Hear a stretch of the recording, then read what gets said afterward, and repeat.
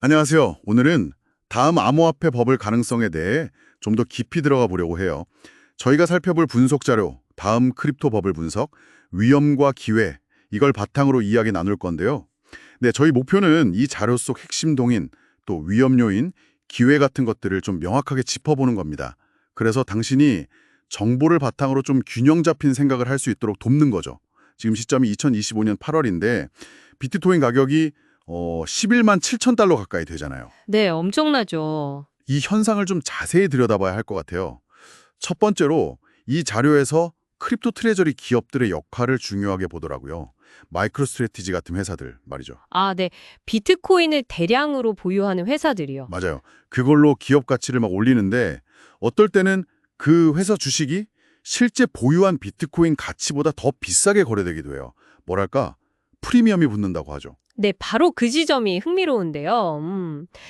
이 기업들이 단순히 새로운 수요를 만든다기보다는 어쩌면요, 기존의 끈선 투자자들이 암호화폐를 주식시장 통해서 좀 쉽게 현금화하는 그런 통로 역할을 할 수도 있다는 분석이 있어요.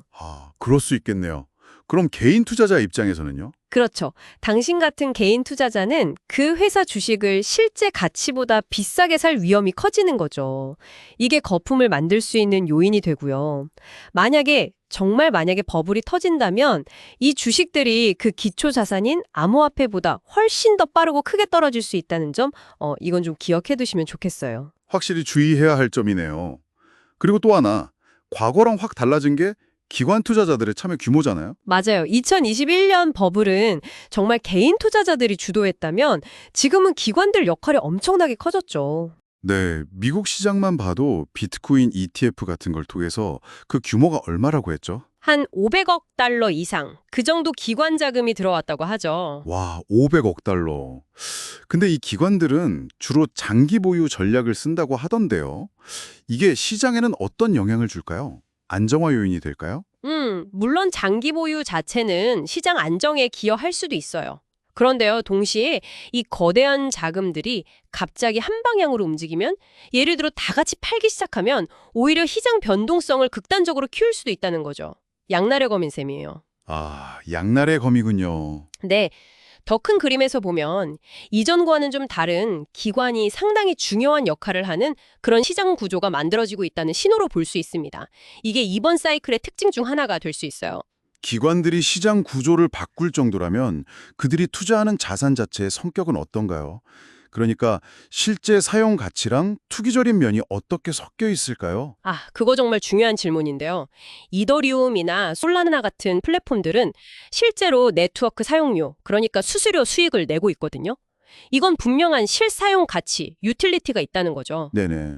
그래서 다음 버블 가능성은 과거처럼 그냥 묻지마 투라 같은 단순 투기 광풍이라기보다는요, 이런 실사용 기반 가치랑 투기적인 기대 심리가 좀 복잡하게 얽혀 있는 그런 양상을 띨 가능성이 높아요. 그럼 가치 평가는 더 어려워지겠네요. 그렇죠. 그래서 이게 우리한테 중요한 질문을 던지는 거예요. 이런 자산을 대체 어떻게 평가해야 하냐는 거죠. 단순히 가격만 보고 뛰어들면 안 된다는 이야기입니다. 그렇지만 동시에 또 걱정되는 건 과열 신호도 꽤 명확하게 보인다는 점이에요. 자료에서도 지적하는데요. 예를 들면 레버리지 투자, 그러니까 빚내서 투자하는 거예요. 이게 늘고 있고 또 소셜미디어 보면 특정 알트코인이나 NFT에 대한 홍보가 좀 과하다 싶을 정도잖아요. 맞아요. 그런 과열 신호들이 있죠. 실제 사용자는 별로 안 느는데 시가총액만 막 오르는 현상이나 하루에도 막 10% 이상 오르내리는 변동성, 이것도 좀 불안하고요. 네, 그런 것들이요. 과거 튤립 버블이나 닷컴 버블 때 봤던 것과 비슷한 좀 비현실적인 기대감에 기댄 과열신으로 볼 수 있어요. 이건 당연히 급격한 조정이나 심하면 붕괴 가능성까지도 안고 있는 거죠. 특히 레버리지 증가는 하락장에서 연쇄청산을 부를 수 있어서 더 위험하고요. 자, 그럼 이 모든 분석들이 결국 당신에게 어떤 의미를 가질까요? 정리를 좀 해보면요. 이번 잠재적 버블은 뭐 트레저리 기업이라던가 기관 투자자 확대 같은 좀 새로운 특징들이 보이긴 하지만요. 본질적으로는 과도한 기대감, 그리고 빚을 이용한 투자, 이런 걸 기반으로 한 거품의 위험은 여전히 그대로라는 거겠죠. 참여자는 좀 바뀌었어도 기본적인 심리는 비슷하다는 걸까요? 그렇게 볼 수 있죠. 그래서 정말 신중한 접근이 필요해요. 과도한 레버리지를 쓴다거나 너무 단기적인 시세 차익만 노리는 투자는 지금 상황에서는 피하는 게 현명해 보입니다. 대신에요, 실사용 사례가 좀 분명한 프로젝트들, 그런 것들의 장기적인 가치를 보고 접근하는 게 좋겠죠. 기본적인 위험 관리도 중요하겠고요. 물론입니다. 분산 투자하고 또 손절매 기준 같은 거 미리 정해두는 거, 이런 기본적인 위험 관리 원칙은 반드시 지켜야 하고요. 그리고 특히 아까 말씀드린 그 트레저리 기업 주가와 실제 암호화폐 가격 사이의 괴리율, 그 프리미엄이 비정상적으로 커지는지를 계속 주시해야 합니다. 그게 벌어지면 위험 신호일 수 있다. 네, 그 격차가 너무 과도하게 벌어진다면 이건 정말 거품 붕괴의 전조 신호일 수 있어요. 오늘 이야기 나눠보니 핵심은 이거네요. 트레저리 기업들의 새로운 영향력, 기관 투자자 중심의 시장 재편, 그리고 실사용 가치와 투기 심리가 뒤섞여 있는 현상, 그러면서도 여전히 존재하는 뚜렷한 과열 신호들. 네, 맞습니다. 마지막으로 당신에게 생각해볼 만한 질문 하나 던지면서 마무리할까 하는데요. 이번에는 기관 투자자들이 본격적으로 참여했고 또 일부 실사용 가치가 분명히 존재하는 자산들도 있잖아요. 그렇죠.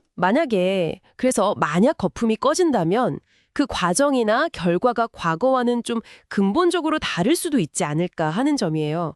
예를 들면 실제 가치를 잇는 자산과 그냥 순수 투기성 자산의 하락폭이나 회복 속도에서 좀 뚜렷한 차이가 나타나는 좀 더 차별화된 조정장이 올 수도 있지 않을까? 흥미로운 관점이네요. 실사용 가치 유무에 따라 충격이 다를 수 있다. 네, 그런 가능성도 한번 생각해 볼 수 있다는 거죠. 이건 앞으로 시장을 지켜보면서 계속 고민해 볼 만한 지점인 것 같습니다. 네, 오늘 심층 분석은 여기서 마무리하겠습니다.